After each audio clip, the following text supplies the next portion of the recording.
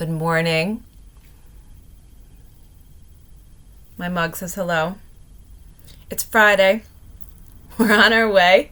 3 weeks behind us almost. Let's just get through this one last day and then it's the weekend.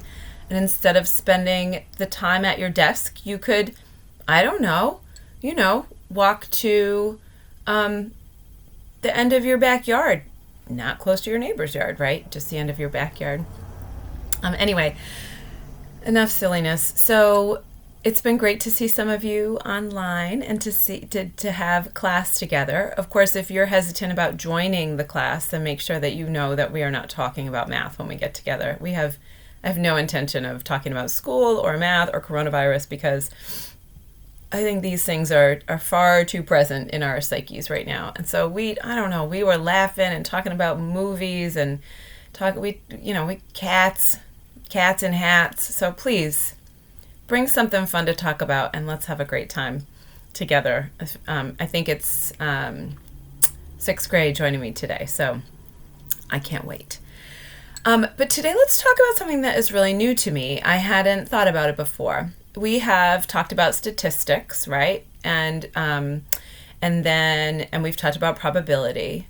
But I've never really talked with students about what's called systems reliability. So the probability that a system will work, a probability that a system will do its job in the time that is needed without failing. So we went hiking in New Hampshire last weekend when you could still do that, and we saw friends of ours we hadn't seen in a while. We stood very, very, very far apart and had a conversation. I had a conversation with my friend Brian, who went to the Air Force Academy and was in the Air Force and now runs a company that builds planes and other vehicles for the Air Force. He was telling me that when he was in the Air Force Academy, he had a professor who told his class a couple of stories about systems reliability. So the first one was that there was a mission planned by the Air Force, and there were some people, I don't know if they were Air Force or if they were civilians, who had been captured and were being held hostage. And they put together a mission to actually go and rescue these people and kind of like break them out of their captivity. And I guess it failed. So afterwards, the military experts went to this professor and asked him to calculate the probability that the mission would have succeeded. So he looked at what the components were. They needed 6 helicopters to carry all the people out. I don't know what kind of helicopters, but they needed 6 helicopters, and they decided to bring 8 just to, for backup in case something happened. And it was a very long distance from where they took off to where the mission would take place.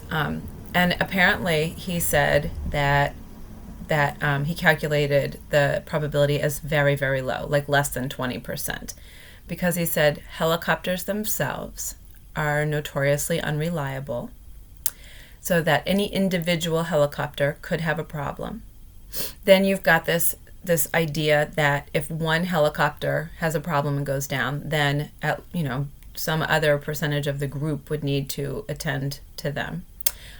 They were flying over a long, long distance, so the helicopters needed to be reliable for a long time and over a long distance in order for the mission to be completed.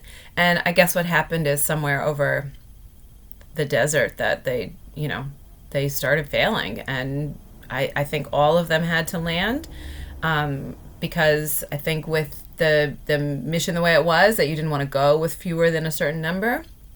There's a lot of danger involved here. And then, of course, they're like getting fired upon down there. So like the whole thing had reliability issues in it.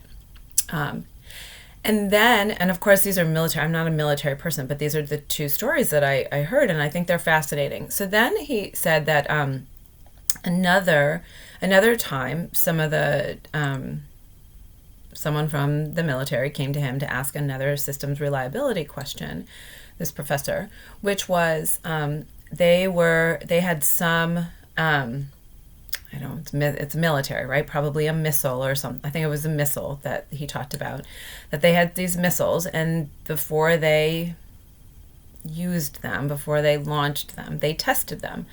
And what would happen is they would test these missiles, and some of them would come up testing that they were defective. And so then and these are, right, these are across the world, right? They're somewhere else, and the missiles get made in the United States. And so they would pack them up and ship them all the way back to the United States to the manufacturer to say, what's wrong? Like, we bought this and it doesn't work.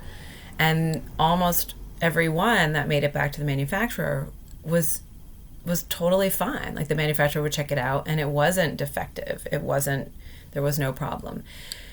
And so they go to the systems reliability guy, and he said, well, what is the reliability of the missile itself? And they were like, very, very high. And he said, the problem is the reliability of your test. So the test itself is not reliable. So your system of testing is not reliable. And I think the recommendation was, stop testing. Again, it's the military. I have no experience. I have no idea what happened or how they move forward.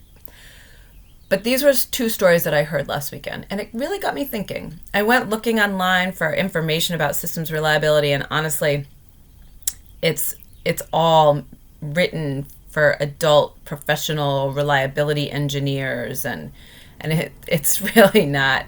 There are simple equations that we could use, but I figured it's Friday. Like, let's not look at any equations today. So here's my challenge for you. Take a look at a system that's going on in your life, in your house. It could be mechanical, right? It could be, I don't know, a heater that you're using. But I don't know that we know much about that. I was thinking about more like human systems, and that we're not going to calculate, but just take a look at the reliability of the whole system. So the silly one that I was thinking about was making dinner. So what is the probability that dinner will get made on time? Well, if we're all at home and there are maybe two possible people in the house that can make dinner, so you've got this like backup reliability, parallel systems or backup reliability, and one of those people is pretty committed to dinner on time, and there's food in the house, and there's electricity or gas to cook, and there are knives and plates and whatever, then the probability that dinner will be done on time is pretty high. If dinner on time is dependent on someone who has to commute back and forth to Boston, and there's not a second person to make dinner, right?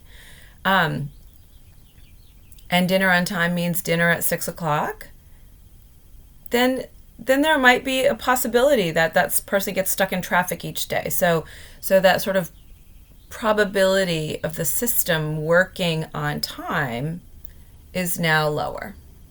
So I don't know what kind of systems you guys have in your house going on, but like, how does the house get cleaned? Or, gosh, I don't even know.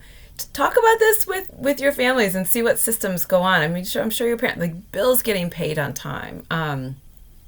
I mean, my bills get paid on time because I have a system in place where they get paid automatically online through my bank account. So as long as my bank account has enough money in it, then my bills get paid on time.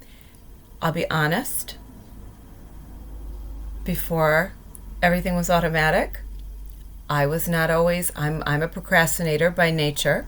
I did not always sit down at the right moment and write out all of my checks and put them in the mail. I mostly did, and I did my best, and but there was a little bit more possibility for failure in the system there. So think about this today. That's all I'm asking you to do. Think about it. Check it out. I think it's fascinating. I really hope to see you sometime soon, and I miss y'all. Enjoy the weekend.